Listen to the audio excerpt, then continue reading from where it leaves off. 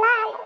خير يا حبيبي، اللهم اجعله خير. ايه الموضوع اللي انت عايزني فيه وخليتني سبت كل اللي في المطبخ يا راجل وخليتني طلعت من المطبخ على ملا وش؟ خير اللهم اجعله خير. ايه اللي حصل؟ قول لي وغشتني يا راجل. يا ست سيبك من المطبخ شويه والمواعين، انت ما زهقتش من المطبخ والمواعين والطبيخ والثوم والبصل؟ يا ست عايزك في موضوع مهم، اقعدي جنبي بس. يا اخويا قول لك كل اللي عندك اهو، دي قعدت. انت اصلا مفيش تحبيني زي زمان ولا ايه؟ انت على طول مستعجله على المطبخ كده يا ستي، تصبري على رزقك شويه. يا اخويا جايبني كل ده من المطبخ على ملاويش عشان تقولي الجملتين دول؟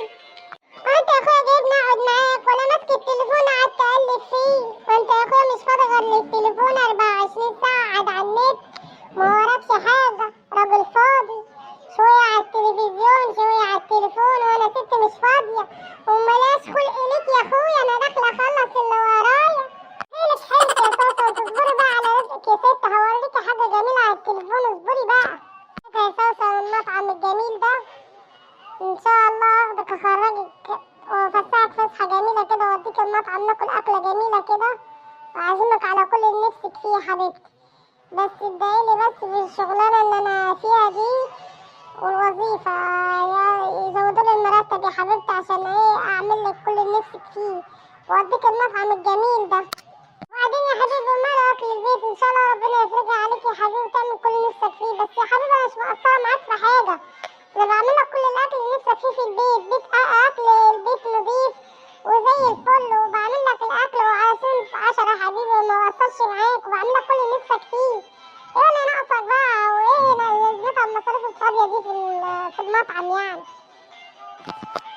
من نفسنا يا حبيبتي مره اهو، يعني احنا هنطلع كل يوم نروح المطعم مره في حياتنا نعملها.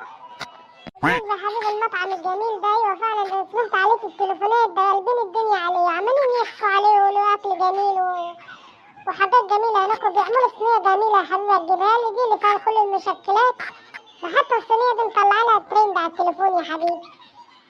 انت يا حبيبتي بتقولي لي لازمتها ايه المصاريف والتكليفات دي؟ بتقول اكل البيت زي الفل ونضيف وبتعمل لي كل نفسي فيه. ازيك يا حبيبي يا ابني، انت ومراتك عامل ايه؟ قلت يا ابني قاعده تحت زهقانات تطلع اقعد معاكم شويه. سيدي منيلين يا حماده مامتك دخلت الشقه من غير ما تخبط علينا يا اخويا. افرض يا اخويا قاعدين قاعده مش قاعده كويسه وقاعده مش ما يصحش اللي تخش علينا بالطريقه دي يعني، ومين ده نفسك مفتاح ان شاء الله. ايه يا حبيبتي عادي اللي ماما دخلت فيها غريبه يعني؟